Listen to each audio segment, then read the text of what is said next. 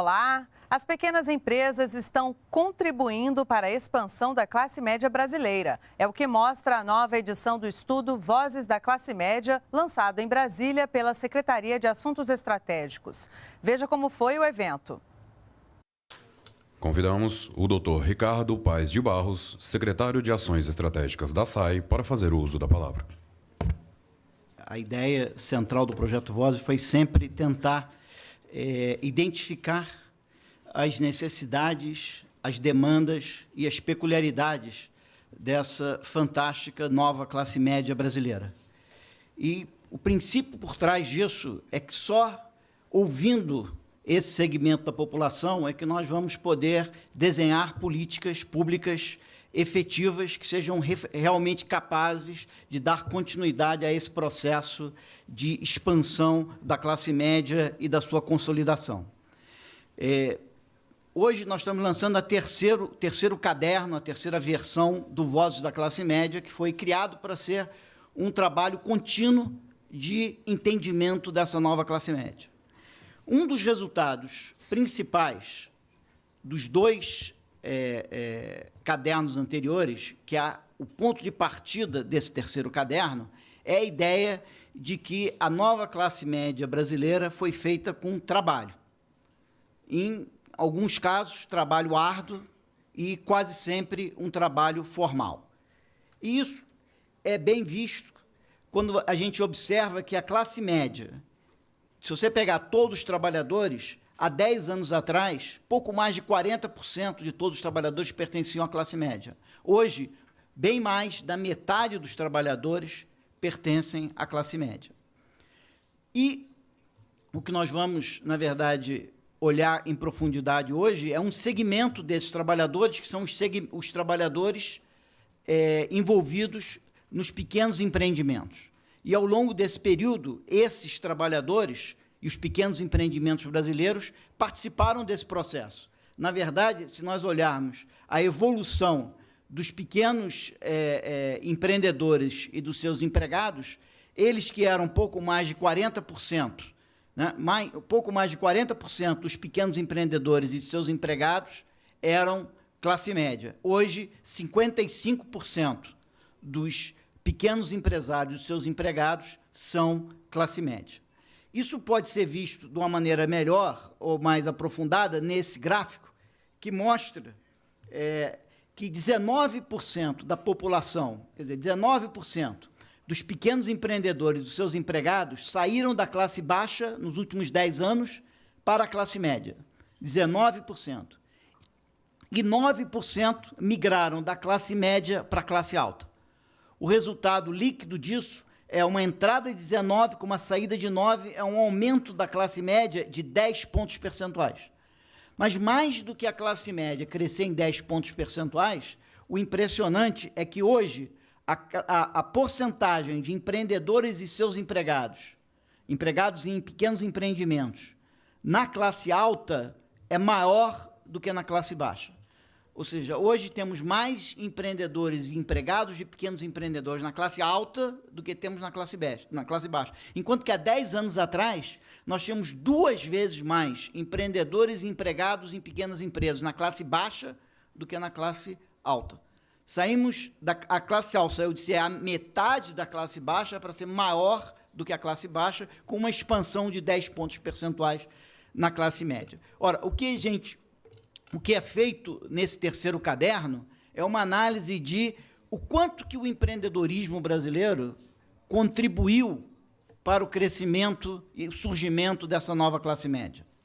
O quanto que ele participou dessa expansão e o quanto que ele se beneficiou da expansão da classe média brasileira. Evidentemente, você pode se perguntar como que o empreendedorismo poderia contribuir, participar e se beneficiar da expansão da classe média. Ora, a maneira como ele fez é a maneira como ele sempre faz tudo, gerando trabalho e gerando renda. Tá certo? Então, vamos começar olhando para a geração de renda. Para a geração de trabalho, desculpa.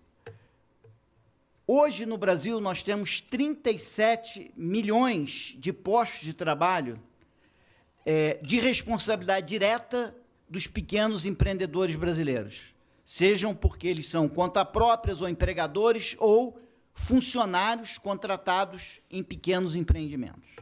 Para a gente ter uma ideia do tamanho disso, o que os pequenos empreendimentos no Brasil geram de emprego hoje, né, incluindo o trabalho por conta própria e os empregadores, é do tamanho do que a Alemanha, como um todo, gera de emprego no seu país. Ou seja, os nossos pequenos empreendimentos, eles geram tanto trabalho quanto a Alemanha, e, portanto, muito mais do que o Reino Unido, do que a França, do que a Coreia, do que a Itália, do que a Turquia. Ou seja, os nossos pequenos empreendimentos geram muito mais do que esses países. Os nossos pequenos empreendimentos, eles geram emprego para os próprios empreendedores, 22 milhões, e geram empregos para aqueles empregados que eles contratam, 15 milhões. Esses 22 milhões, só para a gente ter uma ideia, é do tamanho da força de trabalho da Itália. Ou seja, nós temos tantos empreendedores no Brasil quanto a Itália tem trabalhadores num todo. E o número de empregos gerados por esses empreendedores, 15 milhões, é a força de trabalho da Argentina. Então, nós podemos dizer que nossa pequena e média, nossa micro e pequena empresa no Brasil é do tamanho dos trabalhadores da Itália empregando uma Argentina. Então, uma Itália empregando uma Argentina. Isso é basicamente o pequeno empreendedorismo brasileiro. Ora, só trabalho sem renda não adianta. Esses empreendedores geraram renda? Geraram. Eles geram 40% da renda do trabalho do Brasil, que é nada mais, nada menos do que 500 bilhões, 540 bilhões. Isso equivale a um número superior ao PIB do Chile. Ou seja, os pequenos empreendimentos brasileiros são uma Itália contratando a Argentina e gerando uma renda superior ao PIB do Chile. Isso é mais ou menos o que é o pequeno empreendimento, esse pequeno empreendimento brasileiro. Ora, mas, ao longo desse período, o mercado de trabalho brasileiro foi muito dinâmico. O Brasil gerou 15 milhões de postos de trabalho. Desses 15 milhões, os pequenos empreendedores participaram. Eles geraram 6 milhões de postos de trabalho. Ou seja, eles contribuíram com seus 40%. Mais importante, 95% dos postos de trabalho gerados foram formais. Ou seja, os pequenos empreendimentos brasileiros contribuíram com a classe média brasileira como? Gerando trabalho, renda e formal. Mas, mais importante, esse crescimento teve duas peculiaridades que eu queria chamar a atenção muito rápido. Primeiro, esse crescimento não foi tanto do número de empreendimentos.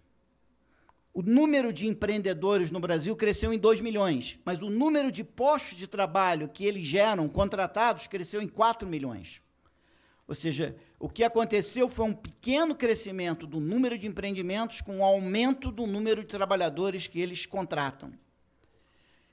Isso foi acoplado a um outro fato impressionante, que isso é a renda dos pequenos empreendedores, essa é a renda dos empregados que eles contratam. Evidentemente, eles contratam um salário mais baixo do que o salário dos empreendedores.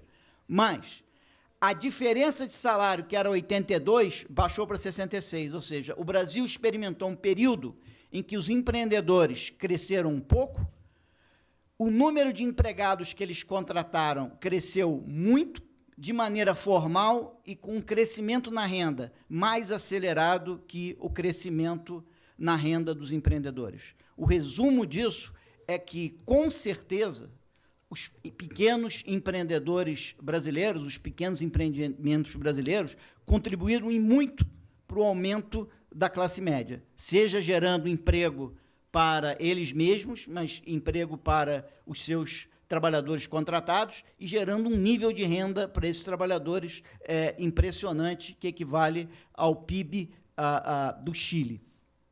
E o resultado disso é que os empregados dos pequenos empreendedores, que representavam 50% da força, 50% deles, 52% deles eram classe média, Hoje, quase dois terços dos empregados nas pequenas empresas brasileiras são parte da classe média, graças ao aumento de remuneração que eles tiveram, graças ao aumento no grau de formalização.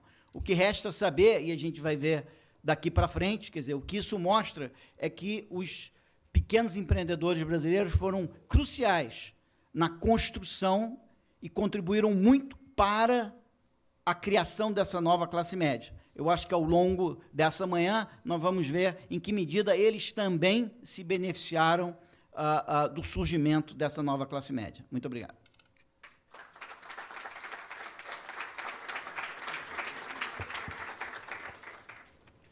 Convidamos agora o senhor José Henrique Marques da Cruz, vice-presidente de Varejo e Atendimento da Caixa Econômica Federal, parceira do Projeto Vozes, para fazer uso da palavra.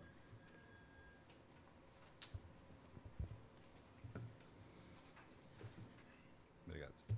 Eu gostaria de iniciar dizendo um pouco sobre o que está por trás, né, desse projeto Vozes, que tem muito a ver com a Caixa Econômica Federal, que é o ouvir o cliente, né, ouvir o consumidor, ouvir a população. A Caixa, ela tem como premissa, né, a gente, a partir da experiência do cliente, da sua necessidade, buscar, nos últimos tempos, construir produtos e serviços adequados a essa necessidade que o cliente nos mostra. O projeto, ele faz isso, né, ele estuda toda essa população, todo esse segmento importante do país e nos mostra caminhos de inovação.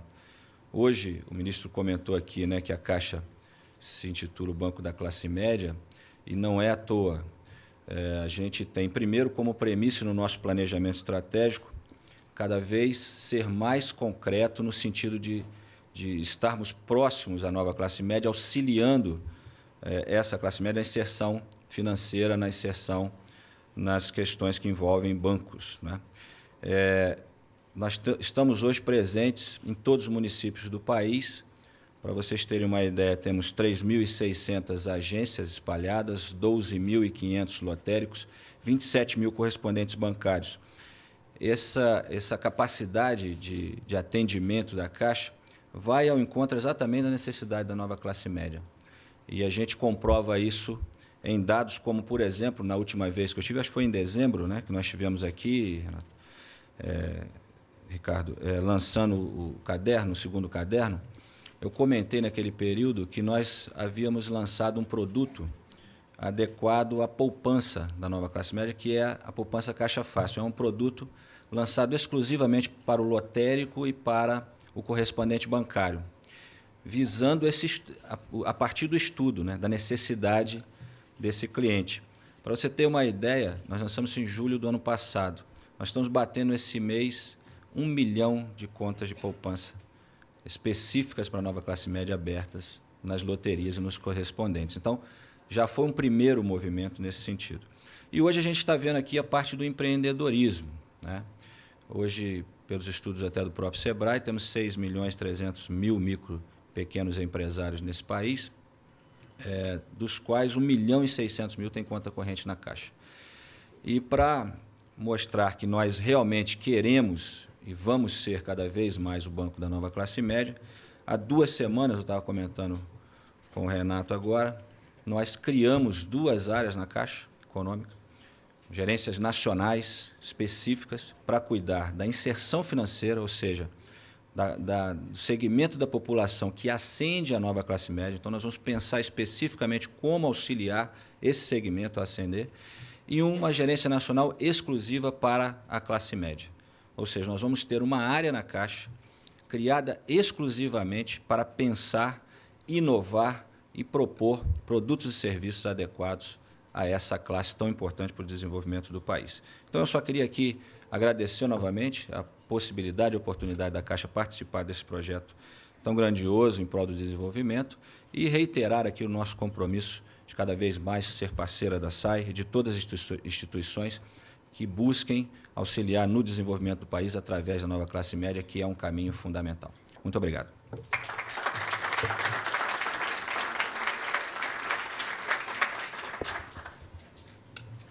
Convidamos o senhor José Jorge Chediek, representante residente da PNUD no Brasil, parceiro do Projeto Vozes, para fazer uso da palavra.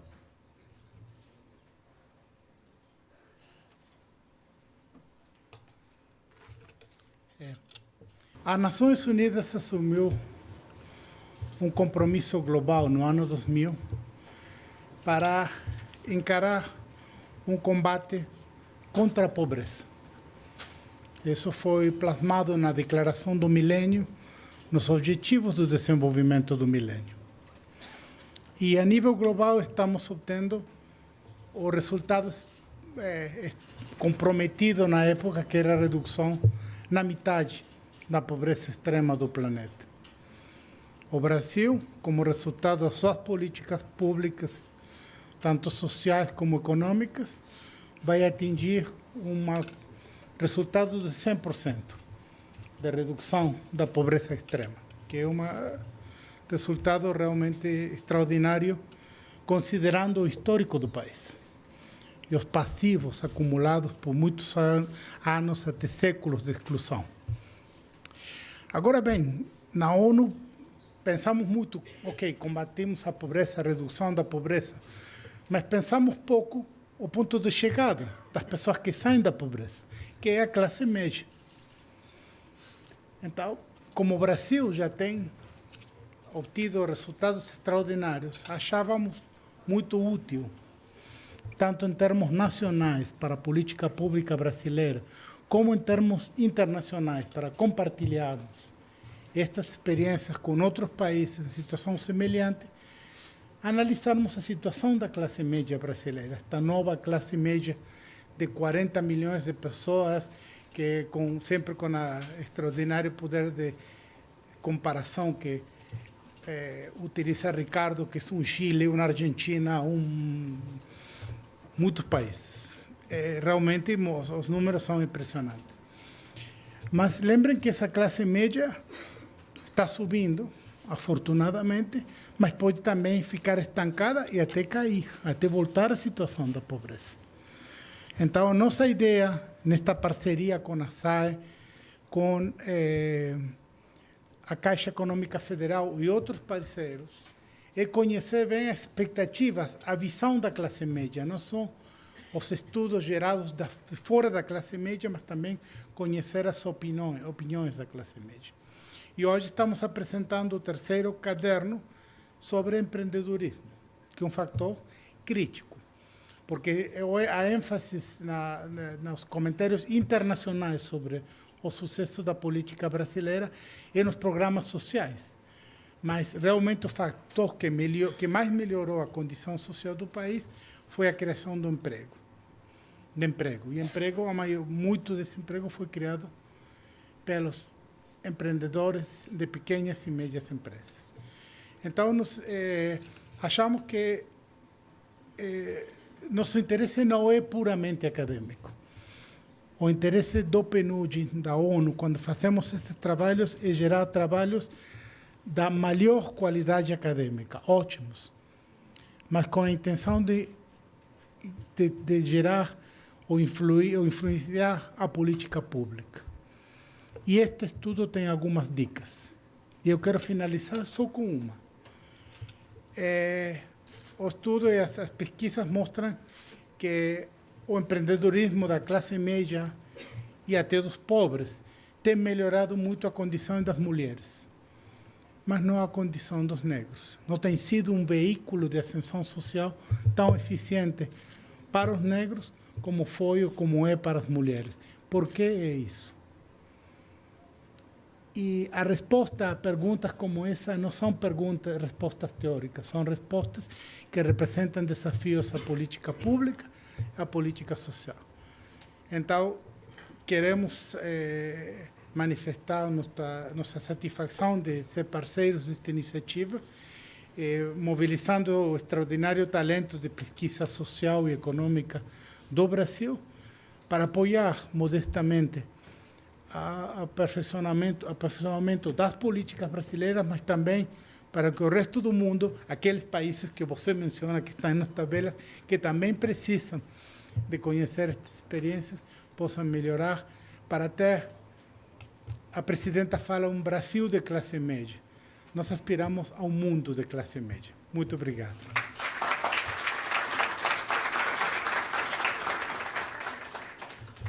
Convidamos agora o senhor Mauro Borges, presidente da Agência Brasileira de Desenvolvimento Industrial, para fazer uso da palavra.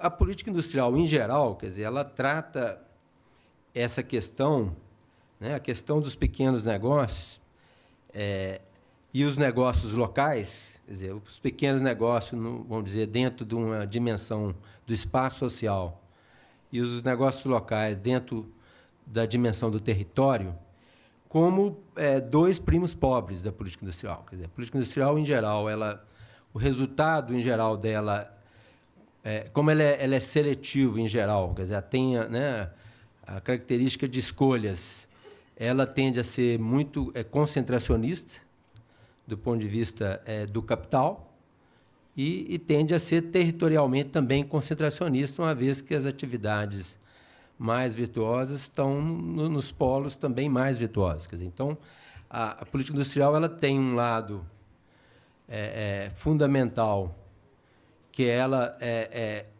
ela operar em espaços onde as atividades de mercados são ineficazes, né, pouco eficientes no país. Então, do ponto de vista do desenvolvimento econômico, ela é absolutamente necessária para poder fazer uma progressão competitiva do país, mas, de outro lado, ela tem um enorme risco, quer dizer, então, ela vive tensionada exatamente por esses dois lados. Quer dizer, como você trazer o pequeno negócio dentro de uma política de competitividade, e como você integrar o território nessa política de competitividade. Quer dizer, então, isso não é nada trivial, esse é um enorme desafio. Quando a gente iniciou aqui a montagem do Plano Brasil Maior, era muito demandado em relação a mim, em particular, quer dizer, olha, você tem que colocar essas questões, quer dizer, cadê essas questões no arcabouço da política? Eu fui o cara que mais de linha de resistência. Falei, vão devagar com a andor que o santo é de barro. Quer dizer, isso tem que ser feito com muito cuidado para não virar uma panaceia e simplesmente um discurso. Quer dizer, isso, para se tornar efetivo, é um esforço bastante grande. No desenho da política industrial brasileira atual, a gente colocou, a priori, algumas janelas para esse diálogo, né? É importante dizer. Quer dizer, nas chamadas ações sistêmicas do Plano Brasil Maior, você tem uma ação sistêmica para pequenos negócios, quer dizer, intencionalmente a gente criou uma estrutura de política industrial diretamente ligada a pequenos negócios, e outra para desenvolvimento regional, pensando principalmente em desenvolvimento local. Quer dizer, então, tem essas duas janelas. A gente criou também, do ponto de vista vertical da política industrial, a parte de serviços. Quer dizer, não era comum no Brasil você ter uma política industrial onde explicitamente o setor de serviço entrava como um setor prioritário da política. Então, tanto serviços, né, especializados como serviços de pequeno varejo estão incluídos na política industrial. Isso é uma coisa importante. E também outra coisa que foi muito importante, aí muito decorrente da postura da presidenta Dilma desde o início da montagem da política, que foi uma focalização desde o início em atividades intensivas em trabalho. Daí o vigoroso plano de desoneração da folha de pagamentos, privilegiando os setores intensivos em trabalho. Quer dizer, isso aí deu um vigor para esse diálogo que mesmo a gente não tinha pensado. Quer dizer, imaginar que hoje mais de 70% do PIB industrial tem a cobertura da desoneração da folha, né, mudando a alíquota, né, diretamente da folha para uma alíquota menor no faturamento, isso teve um impacto substantivo em todos esses segmentos que o Ricardo mostrou agora, quer dizer, do pequeno empreendedor, do trabalhador que trabalha para o pequeno, né, o salariado que trabalha para o pequeno empreendedor, quer dizer, esse foco que foi dado aqui, né, essa população do recorte que o Ricardo fez, na verdade, o foco, né, da desoneração da folha atingiu fortemente esse segmento, até porque parte dos setores contemplados são setores de pequenos negócios de varejo. Quer dizer, então, você realmente atingiu, vamos dizer, na veia, essa população que foi recortada aqui, que é a nova classe média, como muito bem o Ricardo colocou. Eu viria, só para terminar, que tem, quer dizer, além desses diálogos já estruturados no desenho da política industrial, do Plano Brasil Maior, eu veria 3 eixos de diálogo muito promissores e que eu acho que, pensando a política industrial como uma política de longo prazo, que são fundamentais dentro dos próprios eixos prioritários da política industrial.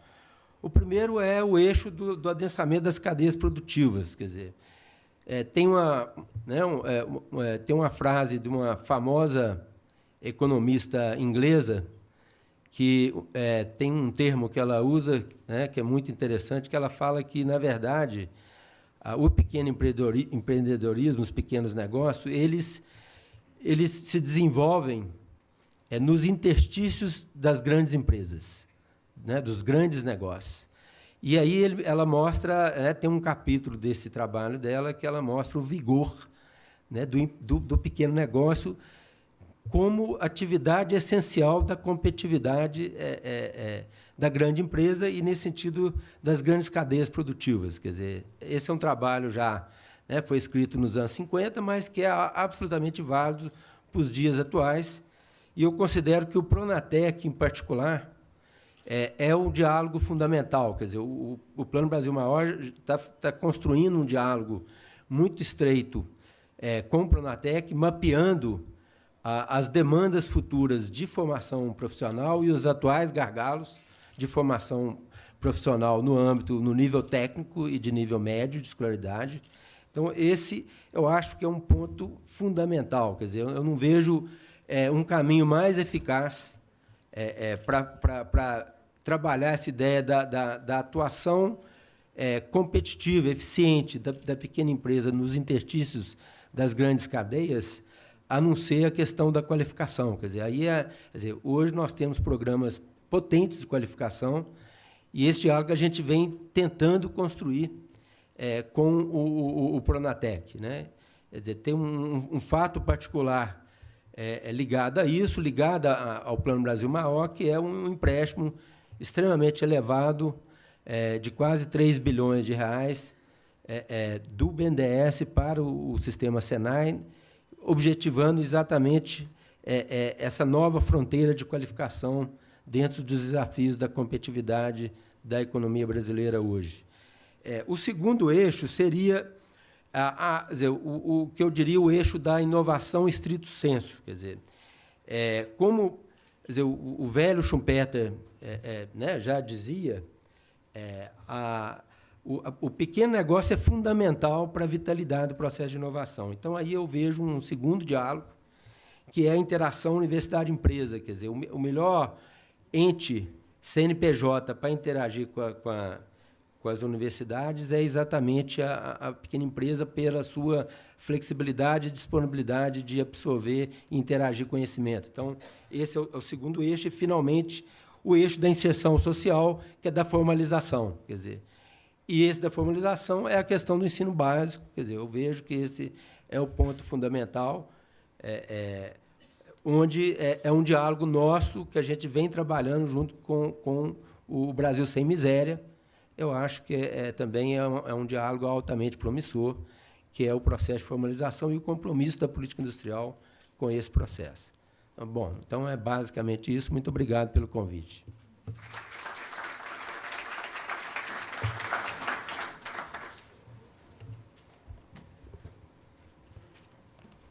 Convidamos agora o senhor Pio Cortizo, gerente de gestão estratégica do Sebrae Nacional, para fazer uso da palavra.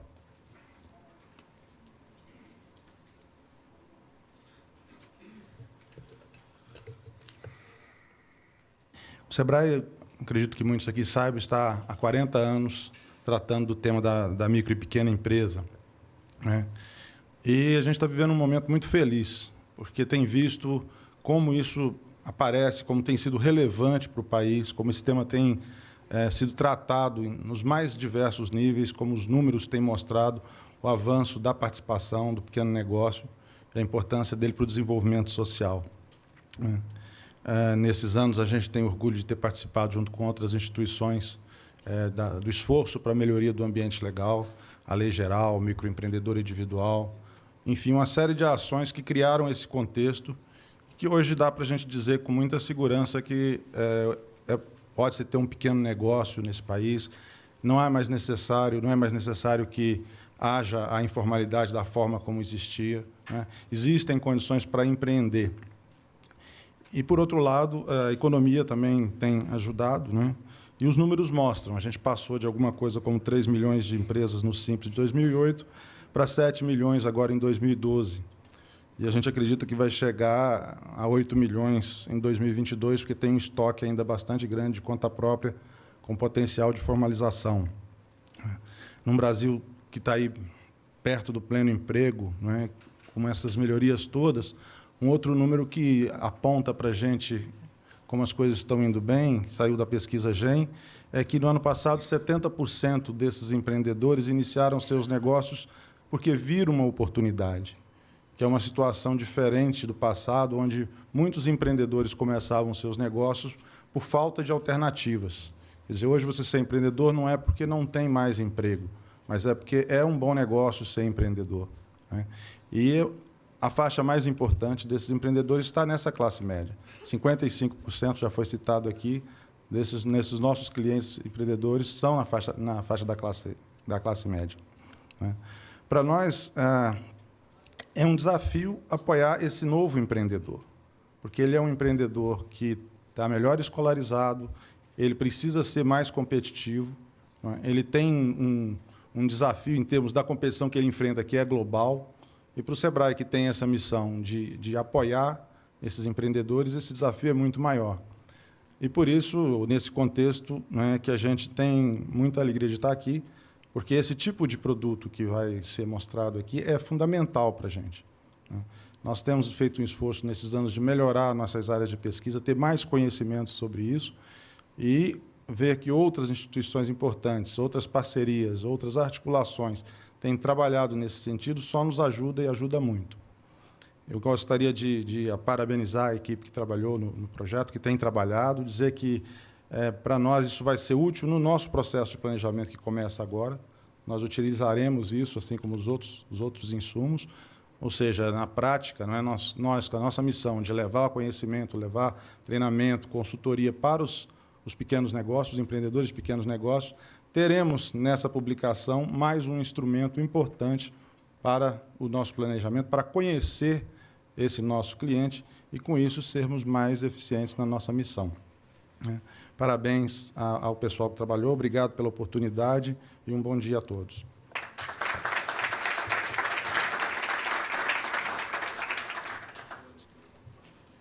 Neste momento, o ministro interino Marcelo Neri falará sobre a nova classe média, prosperidade, equidade e oportunidade empresarial, e será acompanhado pelo Dr. Ricardo Paes de Barros, secretário de Ações Estratégicas da SAI.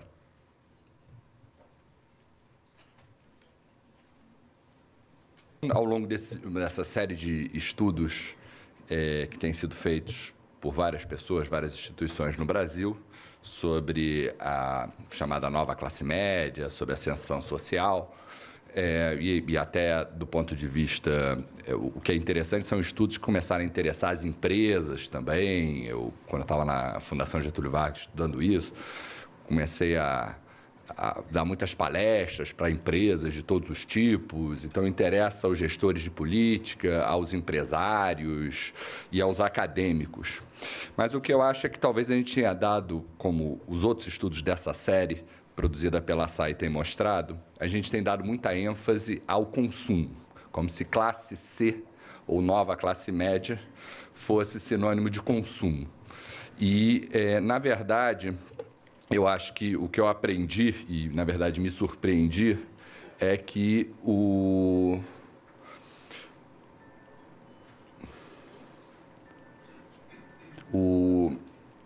É para trás? Desculpa. Tá aqui. Mas que, na verdade, eu acho que o que me surpreendeu nos estudos é a importância do trabalho. O trabalho é o fator preponderante que permite pensar em termos de sustentabilidade do processo. Acho que é natural que as empresas, etc., vejam como novo mercado, classe C, né? C começa com consumo, assim como carro, cartão de crédito, crédito ao consumidor, etc. Mas, na verdade, o grande símbolo da nova classe média é a carteira de trabalho. Esse é aí o carteira de trabalho com todos os direitos trabalhistas incluídos. E esse, eu acho que foi o verdadeiro milagre da multiplicação da nova classe média, é a ascensão à carteira de trabalho. Acho que nesse processo, então, isso é o que eu gosto de chamar na pesquisa do lado brilhante dos pobres. Acho que o lado brilhante dos pobres é que as mulheres estão tendo menos filhos, os filhos foram para a escola e, um tempo depois, chegaram ao mercado de trabalho e conseguiram um emprego com carteira. Então, acho que a gente tem que... O que eu aprendi é olhar com menos preconceito para a base da distribuição, achar que é só programa social, é só crédito, isso faz parte da cena dessa nova classe média, mas o protagonismo é do trabalho.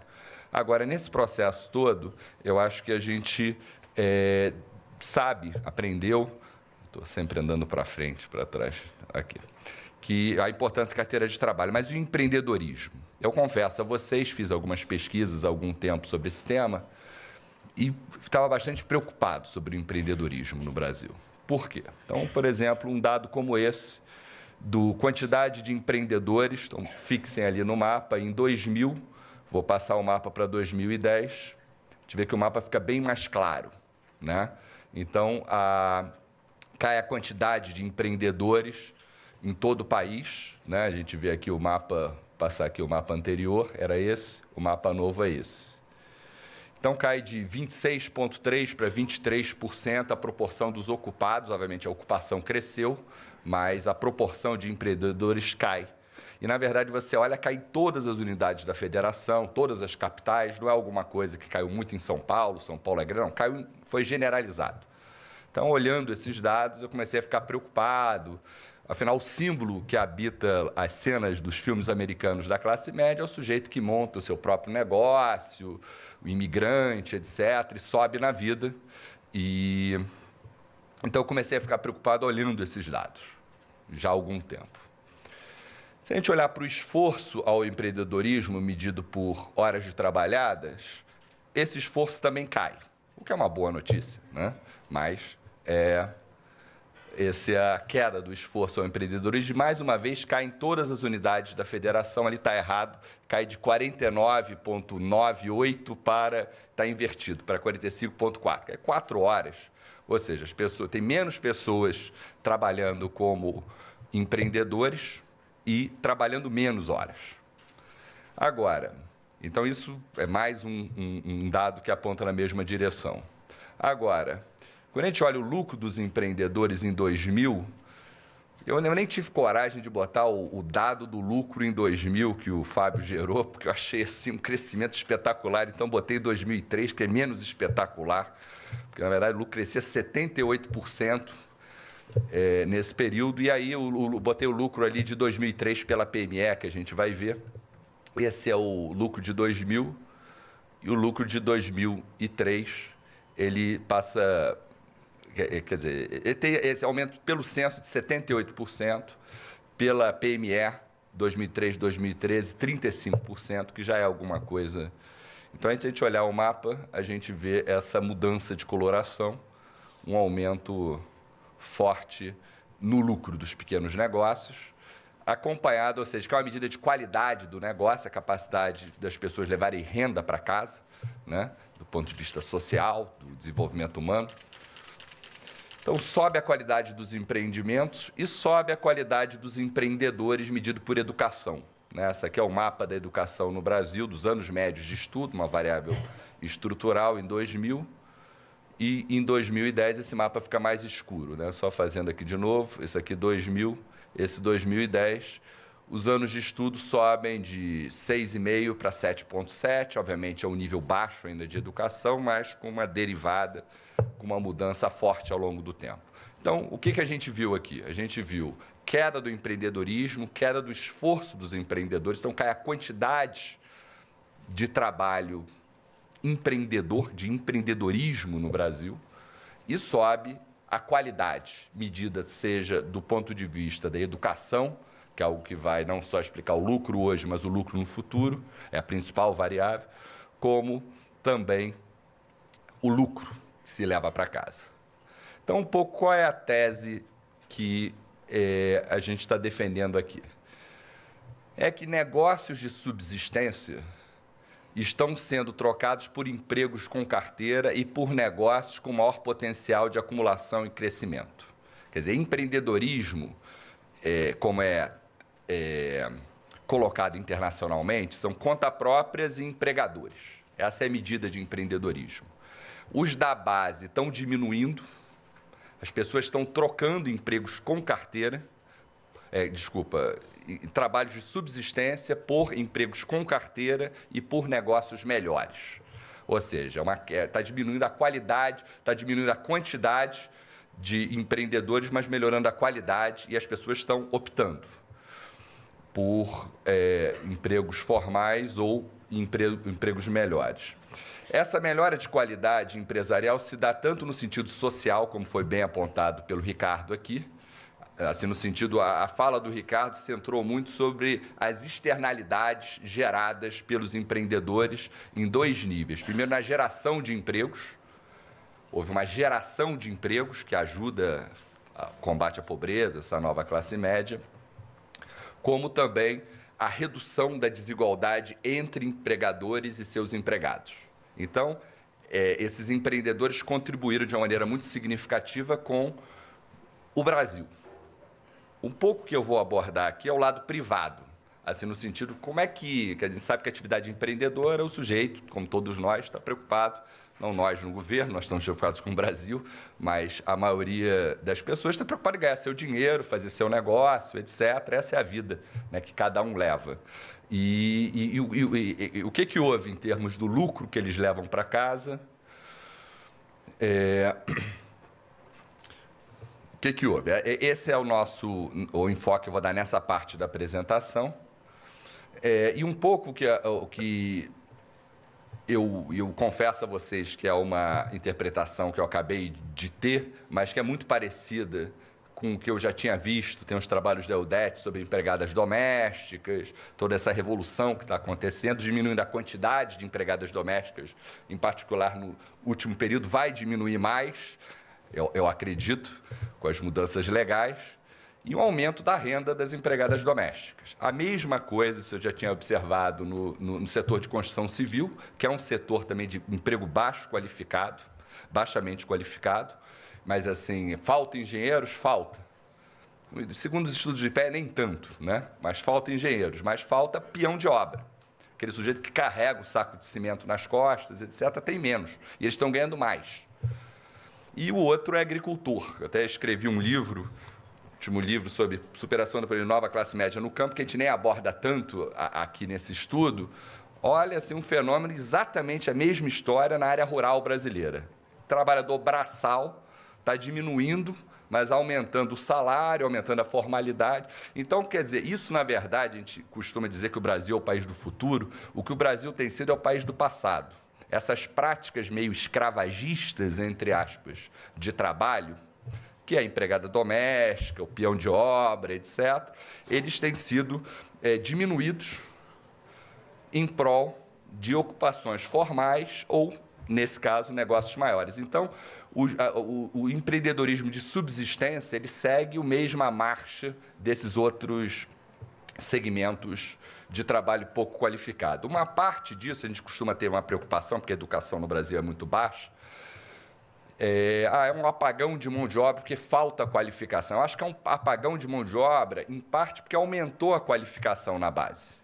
Quer dizer, a filha de empregada doméstica ou o filho do peão de obra, ele não quer ser peão como o pai dele ou empregada doméstica como a mãe dela, sem nenhum demérito, mas é porque são profissões não muito desejadas. As pessoas chegaram ao ensino médio e desejam exercer uma profissão mais qualificada.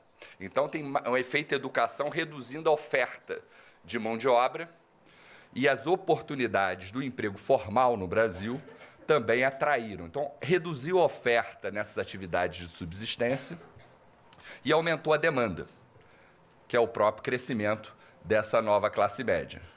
Então, tem um choque de oferta, reduz a oferta de pessoas dispostas a exercer trabalho de subsistência. Então, mais ou menos a imagem que eu tenho, pensa assim, numa cidade brasileira, nas esquinas. Você tinha 2 camelôs em cada esquina, com atividades altamente predatórias entre si. Agora você tem um camelô em cada esquina.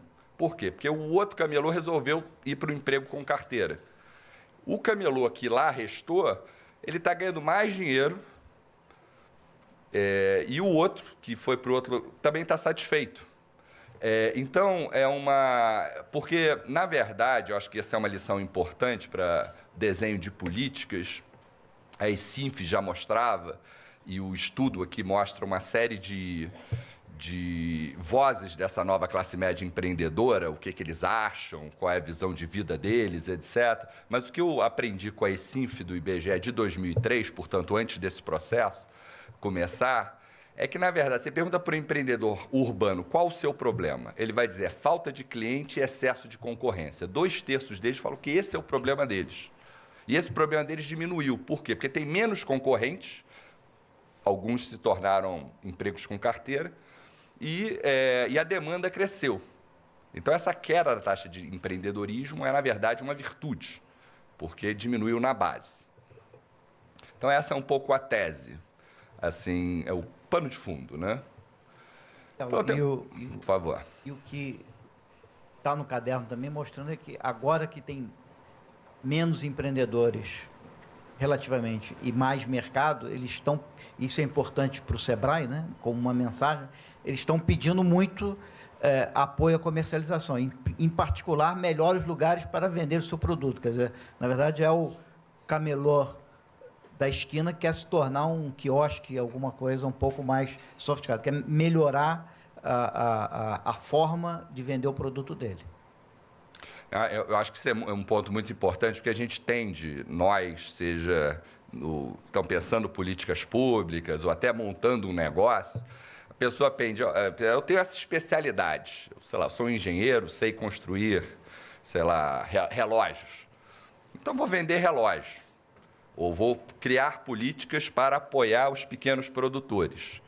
Mas, na verdade, as principais percepções, a dificuldade maior é de demanda, não é de oferta. Às vezes a gente acha, não, vamos montar empresas perfeitas, com assistência técnica, com crédito, com formais, etc. Mas a questão fundamental é se tem demanda por essas empresas. Porque se essas empresas surgirem, por melhores que elas sejam, se não tiver mercado, elas não vão sobreviver, elas não vão persistir, né?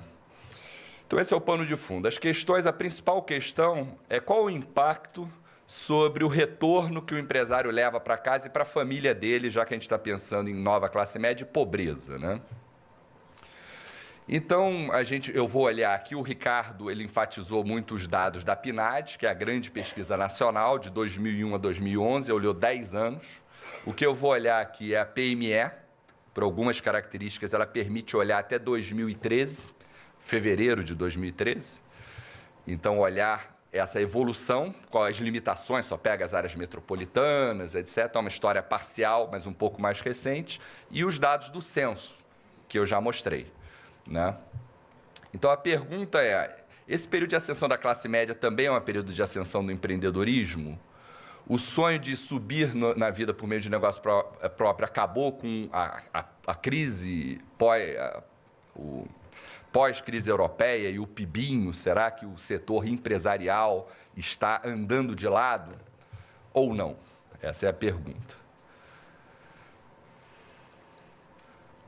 E aí, quem se beneficiou mais, etc., eu vou mostrar para vocês uma história que a mim me surpreendeu, uma história bonita que está acontecendo no mercado de trabalho brasileiro. Quer dizer, a pergunta é, a batalhadora da periferia, em homenagem a Eudete, o emprego dela está subindo mais ou menos do que os empreendedores da capital? Você vai ver que a resposta é que a batalhadora da periferia que aparece lá na novela das 8, ela é representativa do que está acontecendo no Brasil. Então, Mas por que sobe? É porque tem mais educação, mais formalização, está associando a cooperativas ou nada disso? Ou tudo isso, enfim, tem essa... Por quê? Né? Então, qual é a receita do sucesso? Que eu vou mostrar para você, e como é que essa receita muda na base. A gente sabe que o grande desafio do Bolsa Família, segundo a própria ministra Tereza Campelo, é a inclusão produtiva. Né? Que o fim da miséria é apenas o começo, né? Então, temos que olhar para a inclusão produtiva, baseada em renda, né? Para ter essa... Mas como é que é no meio da distribuição, como é que é no topo? Então, essas são as perguntas.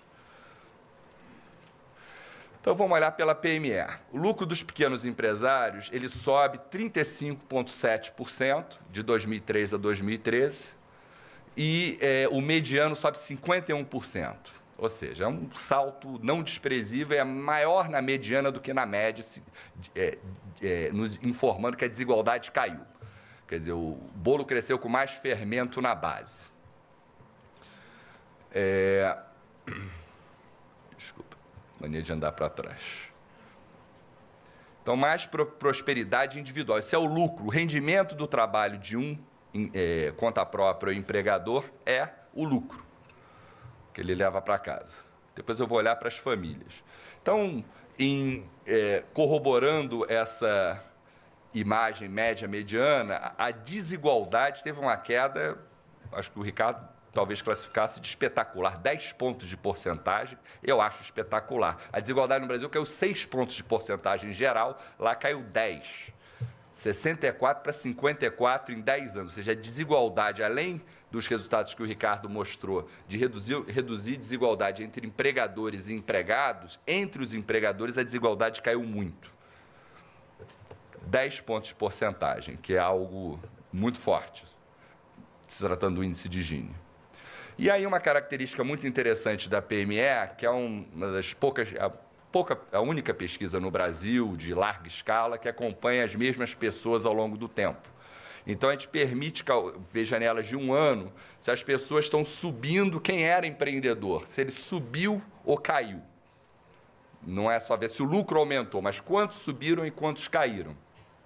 Então, se a gente pegar de 2002 para 2003, que era um período difícil, 27% das pessoas caíam, e 26% caíam e 27% subiam, ou seja, era um fluxo mais ou menos passando pela mediana que a gente utilizou, como falando de classe média, vamos olhar a mediana, que também é equilibrado, né? Então, tinha mais ou menos uma manutenção. A probabilidade de subir em 1 ano o lucro aumentou, passando pela mediana, aumentou de 27 para 35, e a probabilidade de cair caiu de 26 para 14. Ou seja, em 2013, falo de 2013 agora, 2012 para 2013, com PIBinho, com crise, etc., 35% das pessoas que eram empreendedores em 2012 subiram na vida. Isso é o maior nível de toda a série histórica da PME, um ganho que vai acumulando ao longo do tempo. E a probabilidade de cair nunca foi tão baixa e similar a outros anos. Aí não é tão forte, mas a probabilidade de subir cresceu bastante. Ou seja, tem um fluxo, as pessoas estão subindo muito mais na vida do que caindo. Subir é o que a gente pode talvez chamar de oportunidade e cair de vulnerabilidade.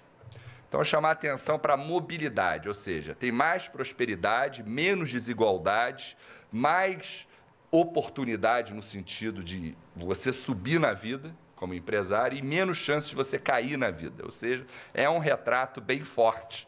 E eu acho que a gente tem falado muito, e daí a importância do MDIC estar aqui presente e com todas as propostas do Brasil maior, a gente fala muito de política industrial, a gente precisa falar mais de política de serviços, que na verdade é o grande empregador que existe. A gente fala de política agrícola. A gente não tem o hábito, que é um estudo, a própria UDET estudou isso há muitos anos atrás, a gente fala pouco de políticas de serviços. Então, isso aqui é só ano a ano, etc., não vou cansá-los os detalhes. Agora, vamos olhar um pouco o quadro para a renda do trabalho per capita, para não olhar o lucro, mas olhar a família, mas olhar a renda do trabalho per capita dentro do domicílio. Então, tem um aumento de 28% e a mediana sobe 75%. Tá? Então, a mediana mais do que a média é mais do mesmo. Tá? É um pouco, só que eu estou olhando a soma da renda do trabalho de todo mundo do domicílio, dividido pelo número de membros, para pegar um pouco o efeito familiar. Então, tem mais prosperidade familiar, tem mais equidade. O Gini, ele também cai cerca de 10 pontos percentuais nesse período de renda familiar per capita do trabalho. Mais equidade e mais prosperidade. Quer dizer, a probabilidade da família cruzar sai de 22 para 35 e a probabilidade de cair cai à metade, 23 para 11. Então, a gente está realmente, quer dizer, em 2012... Enquanto os nossos jornais estão dizendo pibinho e as contas nacionais estão nos informando isso, esse segmento segue subindo mais e caindo menos, né? De uma maneira surpreendente. A PME, nos últimos anos, ela mostra até um retrato mais auspicioso que o da PNAD, que já era um retrato auspicioso.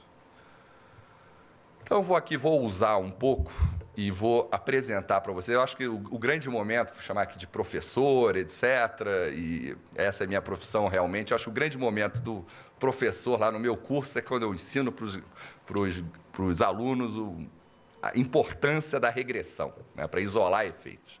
Então, tem uma coisa em economia do trabalho que é equação de salários, que é uma coisa, não sei quantas teses de mestrado participei, que usa sempre essa regressão de salários, que é uma equação de log da renda contra uma série de características.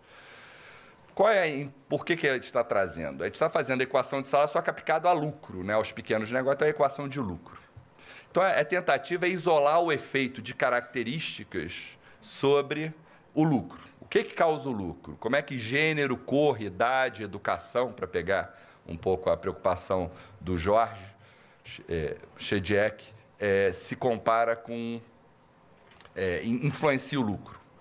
Setor de atividade, características dos empresários, como é que características dos negócios, como setor, tamanho, tempo, ou variáveis ligadas à política, como cooperativas, cursos técnicos, formalidade, etc. Então, a primeira boa notícia é que o ajuste dessa regressão é melhor do que o ajuste de equação de salário. 59%, tal, que é bom para se tratando disso. Então, ou seja, 59% da desigualdade de lucro o modelo explica, o que é bom. Então, vou dar um exemplo. Está usando a variável ano.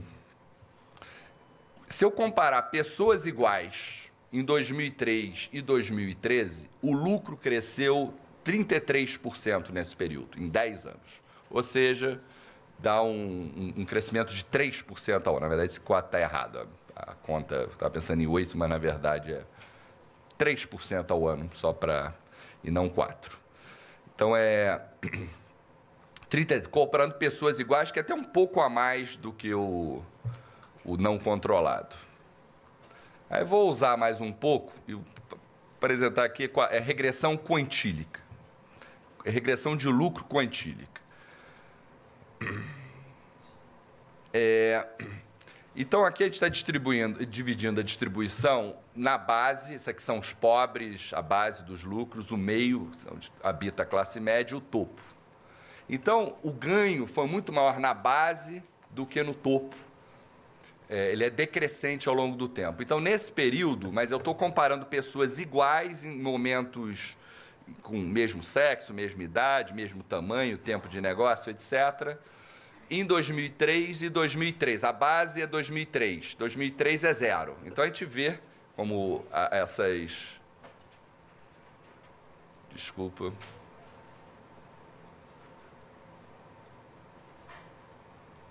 Então, Então, como esse gráfico mostra, são os anos sucessivos. A coisa vai subindo, vai acumulando ganhos de lucro, até que o mais alto é 2013.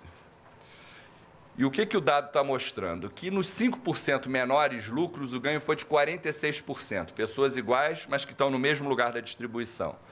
Na mediana, que é representativa da classe média, até porque a distribuição, como o Ricardo mostrou, a distribuição, os empreendedores no Brasil são um bom retrato dos brasileiros, dos trabalhadores brasileiros. Sobe 24. E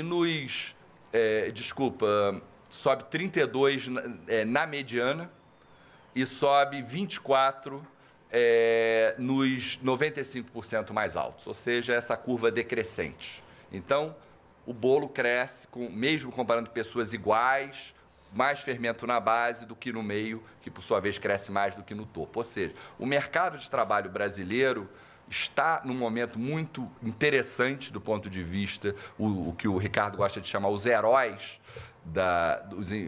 acho que ele colocou os empreendedores meio como heróis, no sentido de que estão gerando mais empregos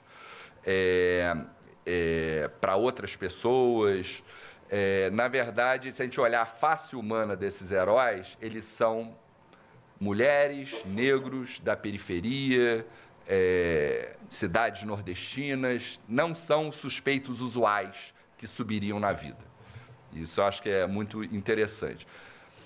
Aí, eu ousando um pouco mais, peço desculpas, faço uma licença. Como é que cada variável influenciou o ganho de lucro? Eu estou interagindo, eu quero saber se gênero se tornou uma variável mais forte ou menos forte ao longo do tempo. Se o tamanho de empresa se tornou uma variável mais forte ou menos forte ao longo do tempo. Quero estudar a diferença da diferença. Então, vou dar um exemplo. Peço desculpas. O lucro dos empresários sem qualquer instrução é 74%, na verdade, 74% menor do que aqueles com nível superior incompleto. Essa é a fotografia de todo o período. Agora, o lucro dos empresários sem instrução subiu 29% a mais daqueles que já foram aos bancos universitários. Então, primeira parte, não tem novidade. Os empresários sem instrução ganham menos do que aqueles que foram para bancos universitários, ainda hoje, em todo o período, mas esse diferencial caiu sensivelmente. Quer dizer, o ganho de quem tinha pouca educação foi 29% a mais. E você pode pensar, não, mas a pessoa sem educação, normalmente, vamos dizer, a educação nas periferias é menor do que nas capitais. Não, eu estou controlando por isso. Então, eu estou isolando o efeito educação do efeito geográfico, efeito de características pessoais, tamanho de negócio. Não, quem tem educação tem um negócio menor, logo, não, está controlado. Então, isso eu acho que é um resultado que que chama muita atenção. Quer dizer, isso não é o que está acontecendo, isso é o que está acontecendo no mercado de trabalho brasileiro como um todo, qualitativamente falando, mas não é o que está acontecendo no mercado de trabalho mundo afora. Mundo afora, os retornos de educação estão subindo e estão subindo muito. Aqui no Brasil, quem tem pouca educação é que está progredindo mais. E de uma maneira bem mais alta, que eu acho que vale a pena enfatizar. Então, aqui, apresentando vocês a equação de lucros. Equação de lucros, isso aqui eu também apresentar ela a vocês. Então, tem duas colunas. Essa aqui é o diferencial, tomando como base homem, brancos, chefes de domicílio, pessoas com mais escolaridade. Então, o diferencial para todo o período 2003-2013 é negativo. A mulher tem um lucro 40% menor que o dos homens, mas subiu 7% a mais. Não foi um salto tão grande. Pretos e pardos, 23 a 18, mas tiveram um salto 10% maior. Então, o salto foi maior para aqueles que têm sinal negativo. Os sinais estão trocados. Na fotografia, é uma característica negativa. No filme ou na comparação de fotografias, ou seja, a desigualdade está caindo entre aqueles que têm atributos pessoais de lucros menores. E aqui é a educação. Então, a primeira coluna mostra o diferencial de lucros e a segunda, como é que evoluiu o diferencial de lucros ao longo do tempo. Então, tudo que é negativo virou positivo e tudo altamente significativo, etc. Estatisticamente significativo. Então, essa é a característica das pessoas. Então, para citar os números, mulheres têm um lucro 39% menor que o dos homens, pretos 23% menores que o de branco e analfabetos 73% menores do que aqueles com nível superior incompleto. Agora, o salto foi 7% a mais para as mulheres do que para os homens. Pretos, o lucro cresceu 10% a mais, pessoas que se reportam de raça preta, 10% a mais do que o de brancos, e analfabetos 16%, 17% a mais do que os de bancos universitários. É o mesmo do outro, só que isolando as características. Vamos olhar agora a característica dos negócios. Então, negócio por conta própria, o negócio com 5 empregados é 80% maior o lucro do que o de conta própria. Negócios maiores são mais lucrativos. Mas o maior ganho que aconteceu, quer dizer, é 79% a mais os negócios com mais de 5 empregados, mas caiu 27% o diferencial em relação aos conta própria. Ou seja, os pequenos negócios tiveram desempenho, um crescimento maior de lucro. Os informais, que são aqueles que não contribuem para a Previdência, é uma proxy que a gente fez aqui, que tem na PNAD, na PME, é 42% menor, mas aumentou 25% mais do que os formais, o lucro. Aquele cooperativado, o lucro é 13% maior, mas caiu 14% o diferencial de 2003 a 2014. Em relação a quem frequenta a educação profissional, o lucro também é 6% menor do que quem concluiu e sobe mais. Quem não frequenta é o único resultado não significativo, essa não é estatisticamente, é positivo, mas não é significativo. Tá? Porque, na verdade, houve um boom que a gente tem olhado pouco. No Brasil, pela PME, de 2004 para 2007, existe um salto na frequência de cursos profissionais de 73%.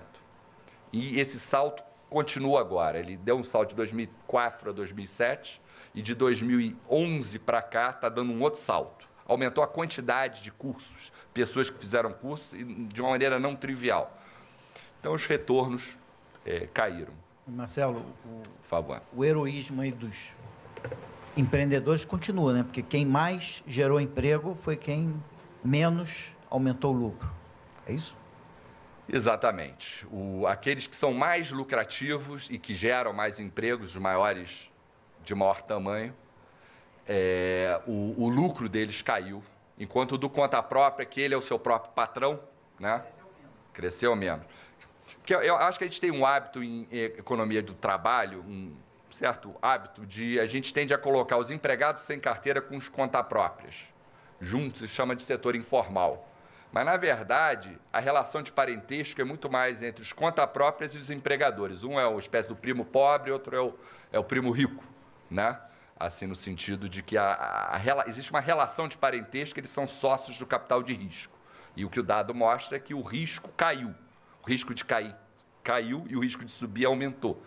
Então, no certo sentido, ser pequeno empreendedor no Brasil, que o grande problema é a volatilidade, se tornou menos ruim no período recente.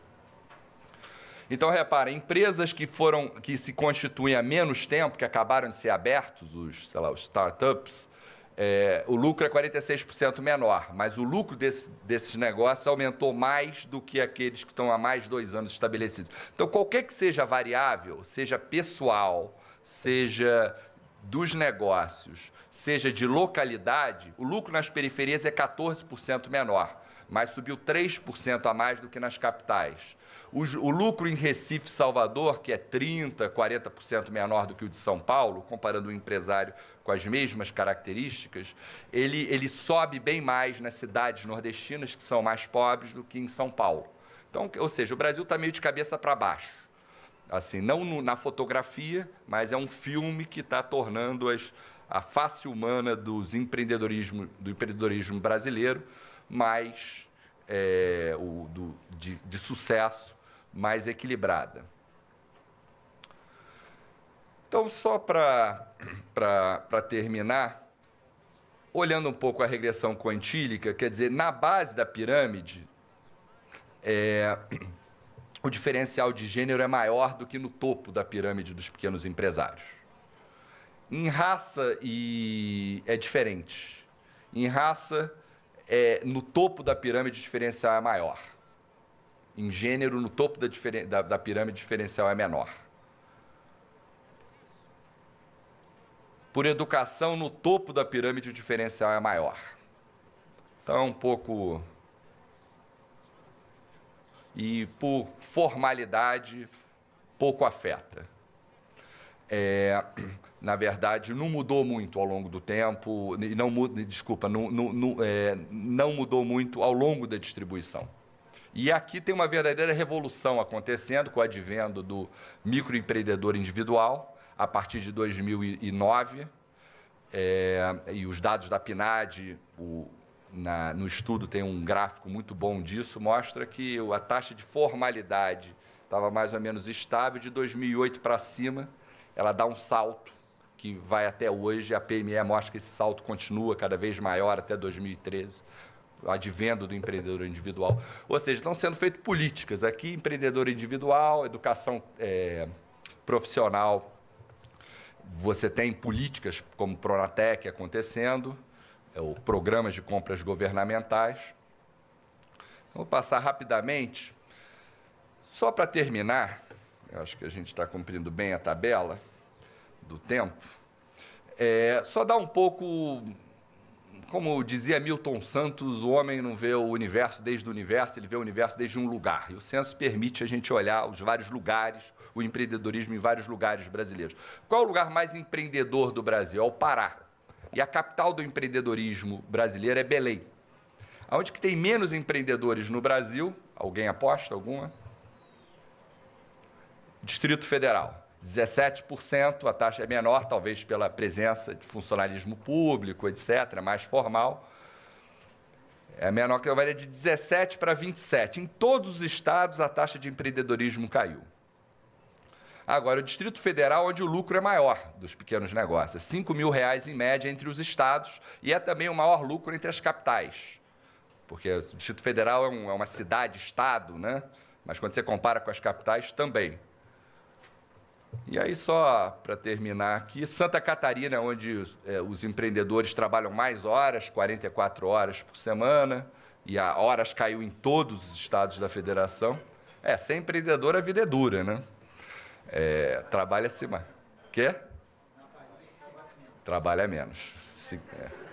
Deixa eu ver o meu Rio de Janeiro aqui para me defender para ver se tem um efeito. Esse é o ano de estudo, desculpa.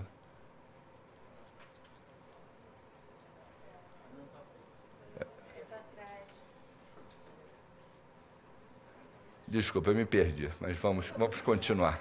O maior lucro entre as capitais é em Vitória. Só olhando as capitais, depois São Paulo, tudo. Brasília é o quinto, na verdade.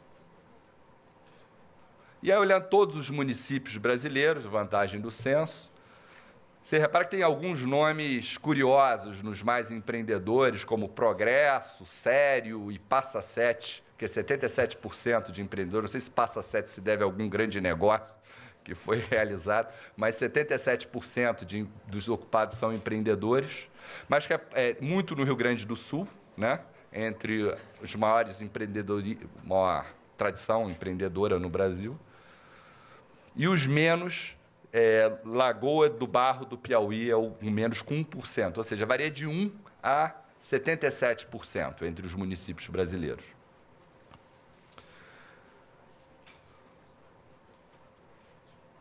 contra o nome, né? Marajá do Sena sugere pouco trabalho, mas, na verdade, 68 horas semanais. Isso, obviamente, a gente tem que tomar o devido cuidado, né? Com Lizarda, no Tocantins, 15 horas. E o lucro mais alto é aqui perto, em Goiás, pelo censo. Obviamente, aí depois tem que investigar a amostra, etc., saber se não tem ali um chamado ponto fora da curva, né? A gente não teve tema, R$19 mil o lucro dos pequenos negócios lá. Mas reparem só que no topo do lucro tem todas as regiões brasileiras, com exceção do Nordeste. Mas tem Centro-Oeste, tem Sul, tem Norte. O segundo é Pará. E onde o lucro é menor, em São João do Tigre. Então, quer dizer, isso aqui a gente elaborou, nem está incluído no relatório, mas a gente vai dar o link. O que é? É uma rua. Não tem, e tem poucos negócios. A escolaridade mais alta são os suspeitos adicionais. Entre os empreendedores, são os líderes do IDH, né? Que é São Caetano, Niterói. As capitais são mais conhecidos, esses são cidades maiores. Os mais baixos também, Lagoa de Barro do Piauí, também está lá, é menor. Enfim, então a história que eu gostaria de frisar é essa história de mais prosperidade, um crescimento de lucro mais forte, o forte dos empreendedores, 35%, é um número de 2003 a 2013. Essa taxa de evolução se mantém no último ano, de 2012 a 2013, só que 2013 ainda não terminou, ou seja, a gente está fazendo uma comparação de 7 meses e não em 12 meses, ou seja, a mesma taxa de crescimento significa, na verdade, uma aceleração. Então, existe um paradoxo entre o desempenho do mercado de trabalho em geral e do empreendedorismo em particular e as contas nacionais, é algo que a gente está estudando.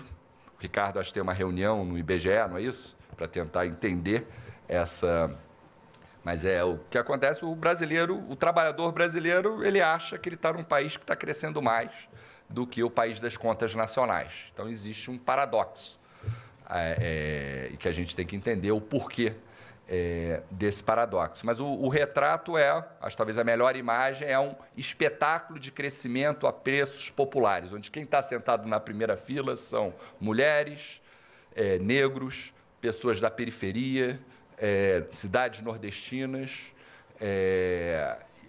e é isso mais ou menos que está acontecendo no mercado de trabalho brasileiro, e não é o que acontece no mercado de trabalho dos BRICS, ou onde a desigualdade aumenta, e aqui ela está caindo fortemente. Muito obrigado. Você assistiu à reapresentação do lançamento da terceira publicação do projeto Vozes da Classe Média. O estudo mostra a contribuição do empreendedorismo para a expansão da nova classe média brasileira. As empresas de pequeno porte são responsáveis por 37 milhões de postos de trabalho. 95% são formais. Elas geram 40% da renda do trabalho do país. Hoje, a classe média corresponde a praticamente metade da população brasileira. Continue com a gente na NBR, a TV do Governo Federal.